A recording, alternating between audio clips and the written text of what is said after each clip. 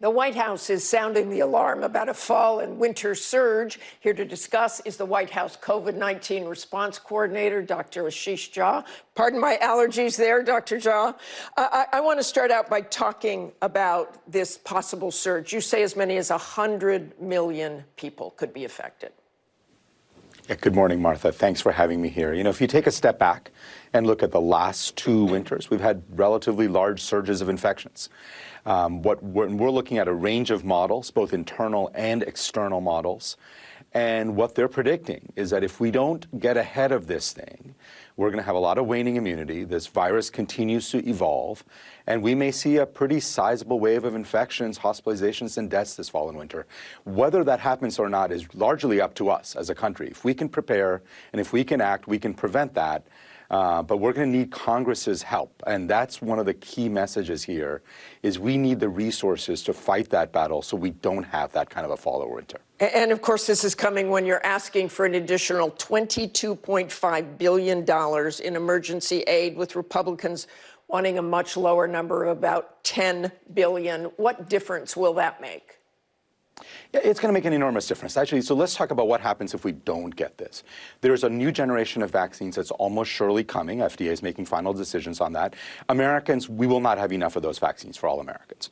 We're going to run out of treatments. We're going to run out of testing. So if Congress doesn't step up and fund these, I think, urgent, emergent priorities, and they have to do it now. We can't wait till the fall. It'll be too late. If Congress does not do that now, we will go into this fall and winter with none of the capabilities that we have developed over the last 2 years. And you talk about hospitalizations and deaths, but do you expect, if this happens, do you expect it will be much like it is today? Those who have been vaccinated and boosted will not get extremely sick, or are you waiting for some sort of new variant? Yeah, all of the models we're looking at assume no new major variant, right? We assume that this virus will continue to evolve as we have seen it evolve, and we're basing it on that.